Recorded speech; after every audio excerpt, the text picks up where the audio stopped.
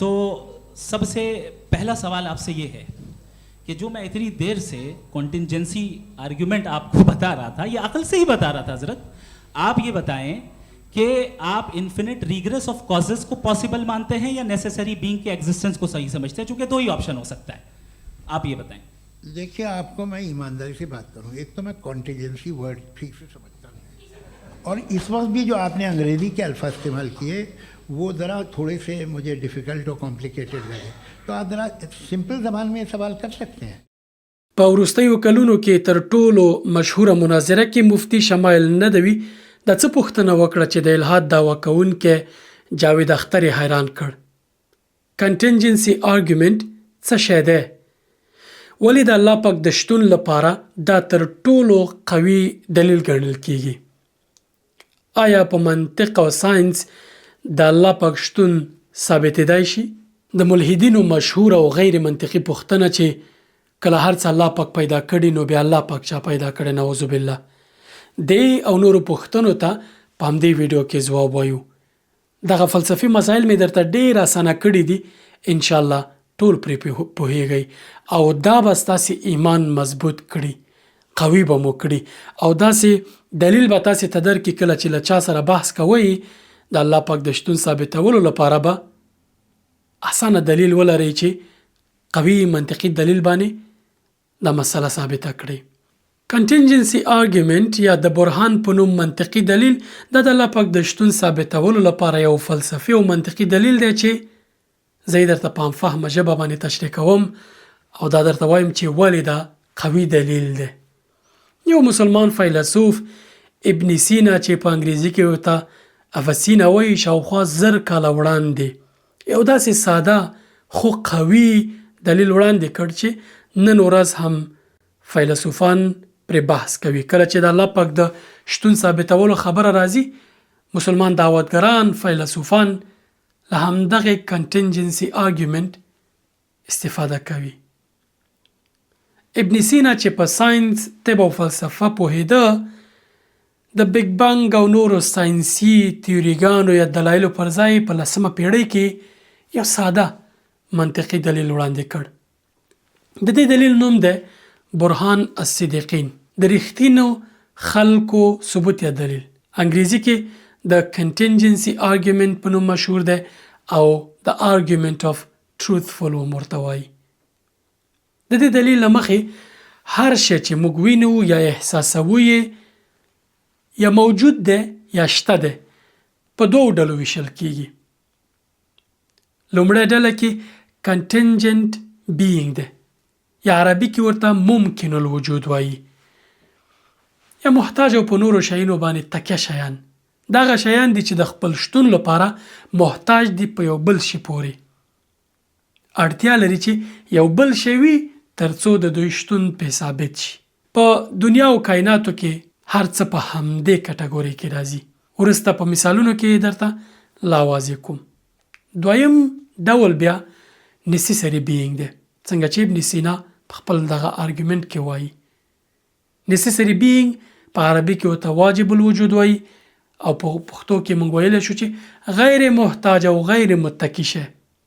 دا هغه څه دی چې په خپله موجود دی، د خپل شتون لپاره بل چاته اړتیا نه لري. د ابن سینا ځیرک او منطقي دلیل ته لږ ښه متوجه شي. مثال وایم چې درته واضح شي، ترڅو دا فلسفي دلیل لا ښه واضح شي درته. فکر وکړئ، ستاسې موبایل کې چارج نشته، تاسې موبایل راخلی چارج کېږدئ، هغه چارجر ساکټ کې ورکوئ، په ساکټ کې هم چارج نشته. دا پروسه ځي په کوم ځای نه چې برق راځي، میټر هغې کې هم چارج نشته، جکشن ته خبره ځي هلته هم چارج نشته، خبره باندې برق ته ځي هلته هم چارج نشته. او دا پروسه هم داسې ځي تر دې چې نه درېږي، لا محدود او لا یتناهي سرحد ته رسیږي. دا لړۍ هم داسې دوام کوي، نه درېږي. اوس پوښتنه دا ده، آیا ستا موبایل به چارج شي؟ آیا برق شته؟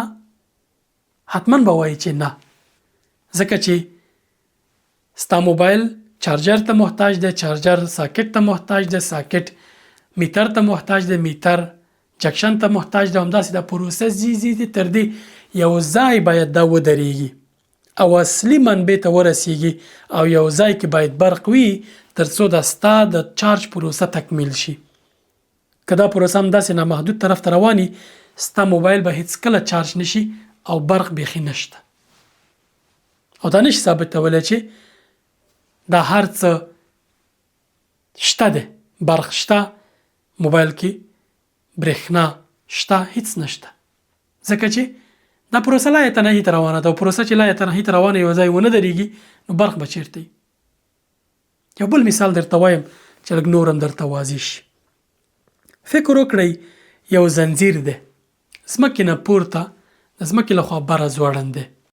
د زنځیر یوه کړۍ بلې کړۍ ته محتاجه ده، دا کړۍ دې بلې ته محتاجه ده او همداسې دا کړۍ روانې دي تر هغه ځایه چې سرحد معلوم نه دی، لا یتناهي طرف ته روانه دي، نامحدوده کړۍ دي او همداسې کړۍ په کړۍ روانه دي.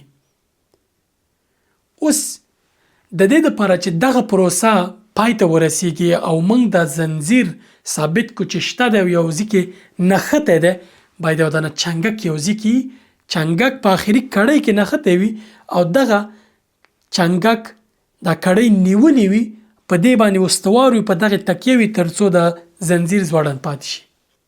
که هلته چنګک نه وي او دا کړۍ روانې وي نامحدوده طرف ته یو بل پورې نښتي یو بل ته محتاجي، آخري سرحد نه رسیږي، په حقیقت کې دا زنځیر یو ځای نه دی ځوړند نو زنځیر راغورځي. بیخي زنځیر شته نه، ځکه چې یو چېرته ونه نښلي دا به لا یتناهي کوم ځای پورې ځي. نو د دې دپاره چې زنځیر ونښلي یو ځای یو چنګک ته اړتیا ده او یو ځای کې باید دا پروسه ودرېږي. که دا پروسه ونه درېده نو په حقیقت کې دا زنځیر راغورځي او زنځیر نشته دی. یو بل مثال درته وایم چې لا نور واضح شي. ته د خپل والدینو شتون ته اړتیا لري، ستا والدین د خپل والدینو شتون ته محتاج دي، ځکه که ستا والدین نه وي ته به نه وي، که د هغوی والدین نه وي هغوی به نه وي. دا پروسه هم داسې روانه ده لا یتناهي طرف ته رسیږي. دا منطقي نه ده. دا پروسه باید یو ځای ودرېږي چې ته د انسانیت او د انسان د نسل او خلقت اصل پکې معلوم کړي. فکر وکړه چې آدم علیه السلام موږ د دې پروسې نه وباسو، لرې کو چې اولین انسان دی له هغه نه نسلونه راغلي دي. آدم علیه السلام که نه او موږ وایو دا انسانان پیدا شوي همداسې را روان دي، له اوله له ازله همداسې را روان دي، دا به چېرته ورسیږي دا پروسه؟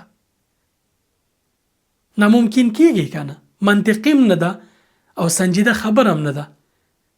نو د ابن سینا خبره هم دا ده چې کله زه تا ته محتاج یم، ته هغه ته محتاج، هغه ته محتاج دی، دا د احتیاج پروسه ده، د تکیې پروسه باید یو ځای ودرېږي. که ونه درېږي په حقیقت کې څه نشته.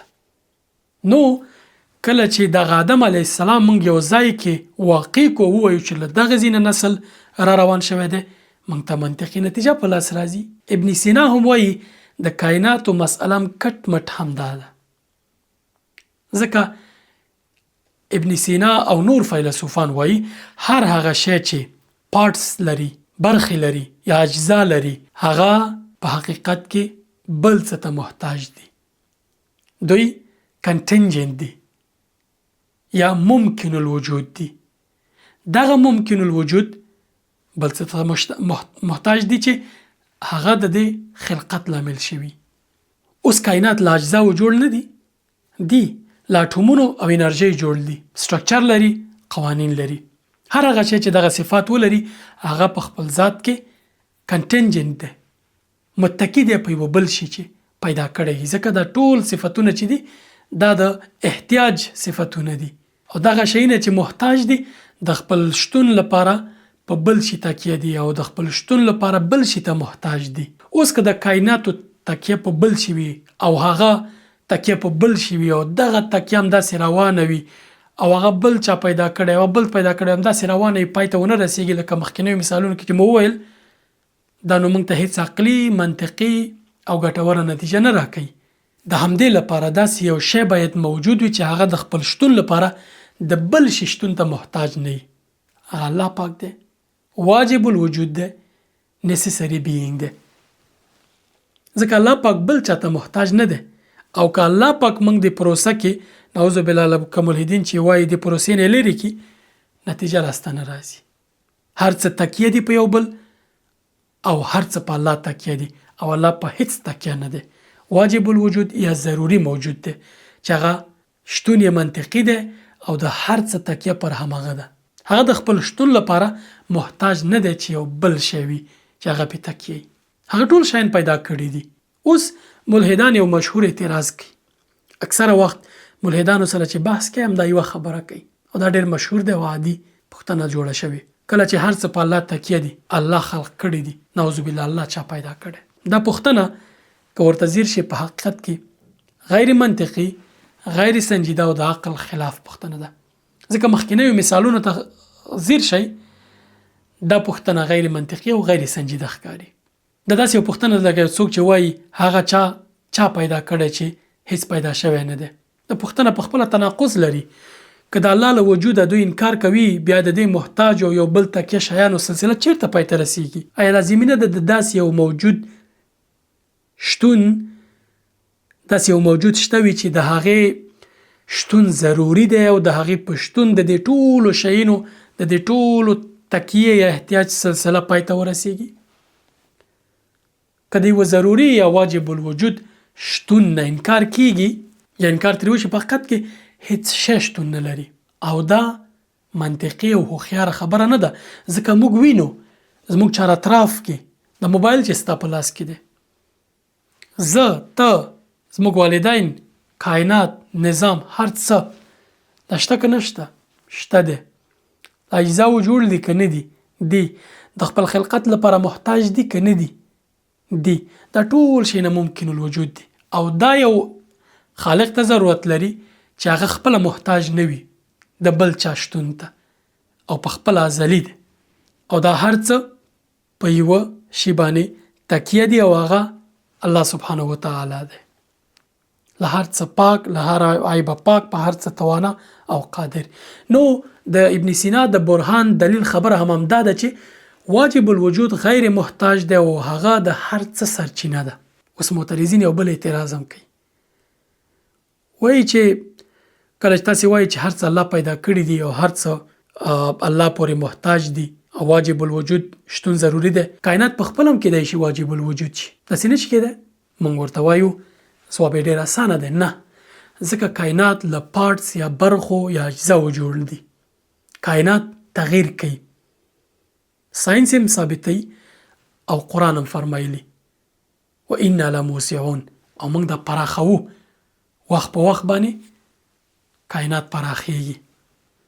کائنات بېلابېلې برخې لري، قوانین لري او هر هغه شی چې دغه صفات ولري هغه د خپل شتون لپاره بل شي ته محتاج دی او په خپله د ځان خلقت نشي کولی. ته په دنیا کې نه، ستا په مخ کې کوم څه شی په خپله جوړ شي. ته په یوه دښته کې روان یې، یو ساعت ویني، ساعت پروت دی، ته چې دا راخلې، آیا پوښتنه در سره نه پیدا کېږي چې دا دلته څه کوي؟ دا ساعت له څه شي جوړ دی؟ ساعت په خپله راغلی دلته جوړ شوی دی، پروت دی؟ نه، دا درته منطقي نه ښکاري. ځکه چې ساعت له وسپنې یا له پلاستیکه یا له نورو موادو نه جوړ شوی دی او دلته پروت دی، له چا غورځېدلی. نو کله چې یو ساعت په خپله نشي جوړېدی، دومره کائنات څنګه خپله جوړیږي؟ دا ناممکنه ده، غیر منطقي ده. اما د امام ابو حنیفه مثال د یوه ملحد سره مناظره وه. مناظرې ته څو شېبې ناوخته ورسېد. کله چې ورسېد، مخکې دې چې ورسېږي، ملحد ټولو ملګرو ته د امام ابو حنیفه ویل چې وګوره، امام وتښتېد رانغی مناظرې ته. امام حاضر شو. پوښتنه ترې وکړه چې ولې ناوخته رالې؟ زه راتلمه، مخکې مې ویاله وه یا سیند و، هلته ودرېدم، ونه راماته شوله او په خپله یو کېږدۍ ته جوړه شوله. زه په هغې کېږدۍ راواوښتم، لږ ناوخته شو. ملحد وخندل، ویل څنګه کېدای شي چې په خپله ونه راغوڅه شي او ماته شي او بیا ترې کښتۍ جوړ شي او تختې سره یو ځای شي او ته پکې راشي؟ دا ناممکنه ده. امام ابو حنیفه ورته ویل کله چې دومره کوچنی شی په خپله ځان نشي جوړولی او جوړېدل یې ناممکن دي، نو د دې دومره لویو کائناتو جوړېدل په خپله، خلقت یې په خپله له هېڅ شي نه ناڅاپه جوړ شوي، دا ته منطقي ښکاري؟ امام ابو حنیفه د دل خپل اعتراض نه د په ضد استفاده وکړه. څومره منطقي دلیل. موږ تاسو وینو چې څه په خپل جوړ شي، خپل دي جوړ شي. نه، د هر شي د جوړښت تر شا یو دلیل وي، یو عامل وي، یو سبب وي. کائنات هم همداسې شی ده او اصلي سبب، اصلي جوړونکی الله پاک دی. د ابن سینا د کنټینجنسي آرګومنت دلیل ولې لا هم قوي دی. د 10 پیړیو یا 0 کلونو په تیریدو باندې لا هم دا قوي دلیل دی او فیلسوفان پرې بحث کوي. ځکه ټول فیلسوفان او حتی ځینې عیسوي فیلسوفان د ابن سینا دلیل سره تر یو ځایه موافق دي، خصوصا له دویمې برخې سره. مسلمان فیلسوفان، ځینې عیسوي فیلسوفان او ځینې نور قوي فیلسوفان ټول په دې موافق دي چې د یو نیسسری بینګ یا د واجب الوجود یا د حتمی او ضروري موجود شتون حتمی دی. دا چې نه هیڅ شی منطق نه لري، د کائنات شتون منطق نه لري، د انسان شتون منطق نه لري، د هیڅ موجود شتون منطق نه لري. دوی ټول له دې سره موافق دي. بل خبره دا ده چې په اوسني وخت کې په 3 ډوله دلایل باندې د الله پاک د شتون ثابتولو لپاره استدلال کیږي. مسلمان فیلسوفان، دعوتګران په نړیواله سطح باندې یا نور دعوتګران هر ځای چې وي، هغوی 3 ډوله آرګومنټس یا 3 ډوله دلایل د الله پاک د شتون لپاره استعمالوي. کاسمولوژیکل آرګومنټس، د کائناتو د پیدایښت دلیل. کاسمولوژیکل آرګومنټ هغه دلیل ته وایي چې پوښتنه کوي کائنات ولې پیدا شوي دي. دغه دلایل ته کاسمولوژیکل آرګومنټس وایي. دویمه انتولوژیکل آرګومنټس دي. دغه دلیل دی چې په عقل او منطق باندې ولاړ وي، نه په ساينس، فزیک او نور شیونه پکې شامل نه وي. د ابن سینا دلیل هم د کټګوري کې راځي. درېمه بیا کلام آرګومنټ ورته وایي، یا په انګلیسي کې وته د کلام کاسمولوژیکل آرګومنټ هم وایي. په دې کې دا دلیل راځي چې هر هغه څه چې پیل لري او پیدا کړل شوی یا مخلوق دی، د خپل پیدایښت لپاره یو سبب یا پیدا کوونکی لري. infinite regresses of causes په همدې کې راځي چې دا منطق نور کې چې هر څه د همداسې یو بل پورې سببونه همداسې روان یو یو ذکر نه درېږي. د کنټینجنسي آرګومنټ ته نږدې ده دا دلیل. د دلیل کې ویل کېږي دا چې کائنات پیل شوی او مخلوق دی، نو پیدا کوونکی یې هم شته او هغه سبب یا پیدا کوونکی الله پاک دی.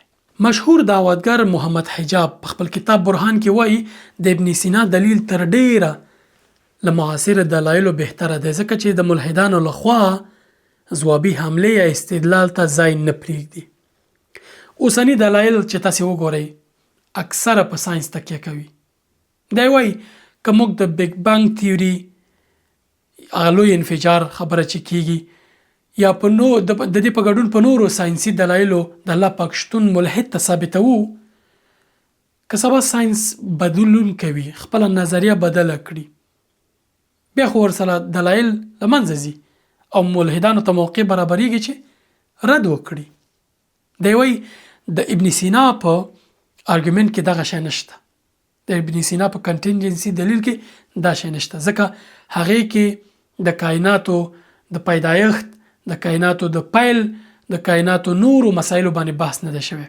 هغه وایي چې هر اجزا باندې چې هر شی چې له اجزاو جوړي، هر شی چې برخې لري، هغه خپل شتون دپاره بل ته محتاج دی، ولته واجب الوجود باید دی. ساده اسانه ده. که منکرین سبا وایي چې کائنات ازلی دي، مثلا ساينسي دلیل باندې تا ورته ویل چې کائنات شروع لري، او سبا ساينس خپل نظریه بدله کړه، وایي چې کائنات 14 میلیارډ کاله مخکې دي، او که هر څه وایي، که وایي چې شروع دي، ازلی دي، که نه دي، که هر څه وایي، بدلون کوي، نه کوي، هر دلایل چې درته وایي ته ورته په استدلال کې ویلی شي چې بیا هم دغه شیونه له اجزاو جوړ دي او اجزا نه چې جوړ هغه به محتاج وي او هغه محتاجو سلسله پای ته نه رسېږي مګر دا چې واجب الوجود پکې شته وي. دا سلسله یوازې د یو واجب الوجود په شتون باندې پای ته رسېږي. که داسې نه وي دا منطقي نه ده او دا درته ملحد نشي ردولی. هغوی چې له الله نه انکار کوي دا نشي ردولی. د کائناتو د پیدایښت ثابتولو لپاره اکثرا د بیگ بانگ تیوري، د فیزیک، ریاضي، د ټایم یا د وخت شروع کېده او نورو شیانو په بنسټ استدلال کیږي. خو محمد حجاب وایي که په دغو دلایلو له یوه داسې ملحد سره ته بحث کې، مثلا د کائناتو خلقت په اړه سره بحث کې چې هغه فیزیکدان یا په فیزیک پوهیږي، په دې کې تخصص لري، او ته ورته وایي چې بیگ بانگ تیوري ورته وړاندې کې وایي چې کائنات خلقت پیل شوی دی له یوه ځایه، او هغه د خپل پیدایښت لپاره یو علت لري، هغه در سره د خپل تخصص له مخې ډېر دلایل ویلی شي. مثلا د کوانټم ماډلز، مولټي یونیورس یا بیل داسې دلایل دي چې د بیگ بانگ تیوري په فیزیک باندې درته ردی. دا موضوع سختیږي، جنجالي کیږي او نتیجې ته نه رسیږي، ځکه د الله پاک د شتون له ثابتولو خبره ځي ساینس ته ځي. د ابن سینا دلیل کې د خبرې ته اشاره نه ده شوې چې دا اوس کائنات څه وخت پیل شو، پیل لري که نه لري، کائنات څنګه پیل شوي دي. که څه هم د باور لري، د باور دا و چې کائنات ازلي دي، او همدې باندې امام غزالی کلک رد کړی دی، او دا یې ورته خپل کتاب تفاهة الفلاسفه کې رد کړی ده. دا د یوې بلې ویډیو موضوع ده چې اوس تاسې سر پرې نه خوږوم. خو تر دغه ځایه چې د ابن سینا دلیل ساده دلیل دی، همدغه برخه چې هر څه ممکن الوجود دی او یو ضرورت شته چې واجب الوجود دی، دا دلیل ساده دی، خوندي دی او قوي دی، ځکه چې دا دلیل کله ته وایي نو د مقابل لوري نه د حملې ځای پکې نشته. که ته نور شی نه وایي او هغه تخصصي خلک رد در باندې کولی شي. نو خبره چیرته راورسېده؟ خبره درته راورسېده چې ابن سینا موږ ته په منطقي توګه ثابته کړه چې یو واجب الوجود یا necessary being شته. خو دا واجب الوجود څوک دی؟ راځئ چې دغه فلسفي ځانګړتیاوې د اسلام د عقیدې سره پرتله کړو، وګورو چې قرآن دې ته څه وایي.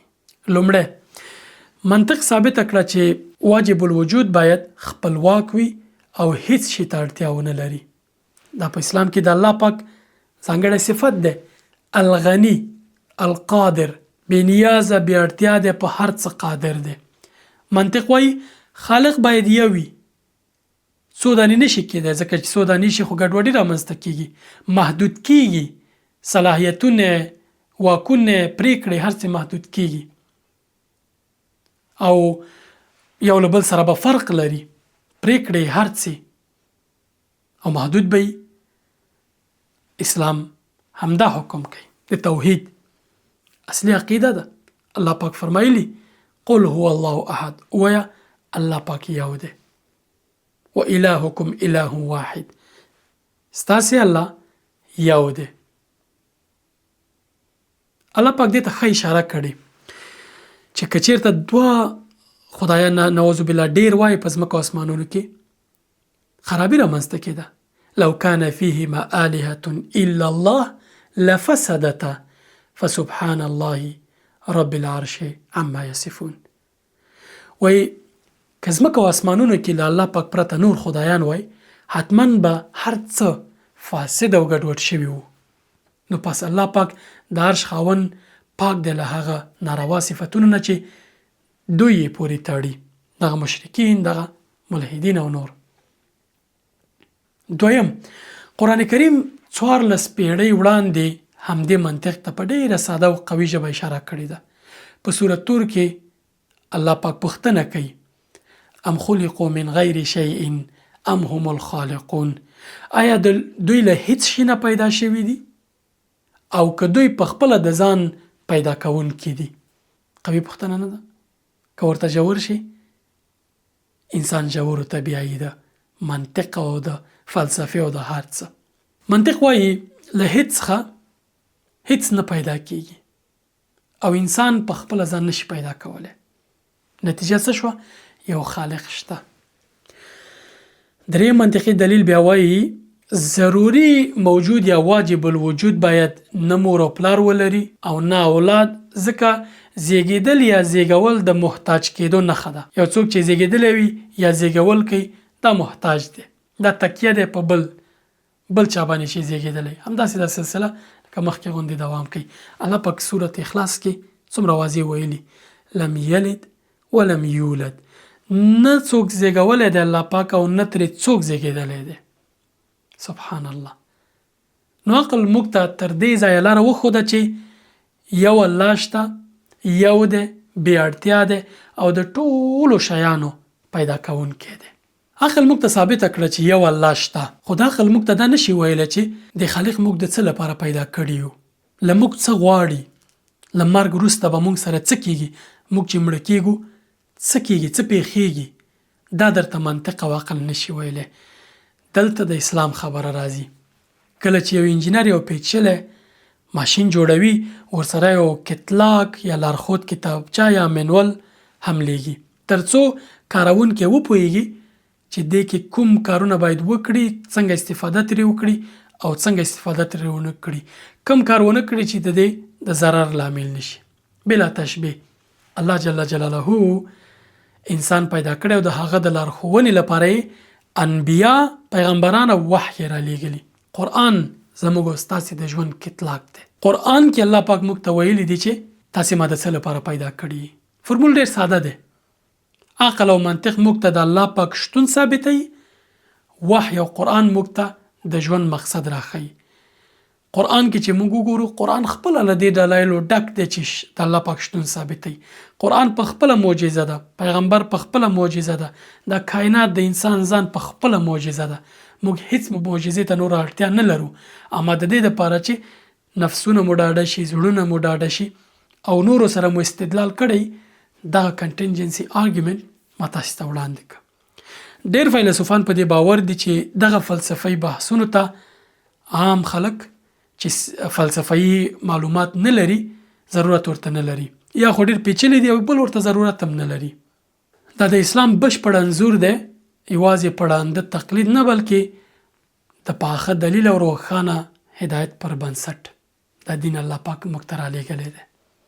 نو دا ځل چې څوک له تا پوښتنه کوي چې ولې په الله باور لري، ورته ووایه ځکه چې زما عقل ماته وایي چې دا کائنات بې له ساتونکي نشي چلیدلی.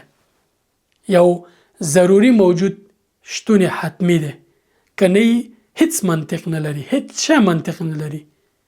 او زما زړه گواهی ورکوي چې قرآن د هغه کلام دی، د هغه رب چې شتون حتمی دی او پیغمبران هغه د انسانانو د هدایت لپاره راستغلي دي. په دې هیله چې موضوع اسانه یې ډېره مې درته سخته کړې نه، ما ډېره هڅه کړې چې دا درته هم فهمه کړم، اسانه کړم. تر بیا مو الله مل.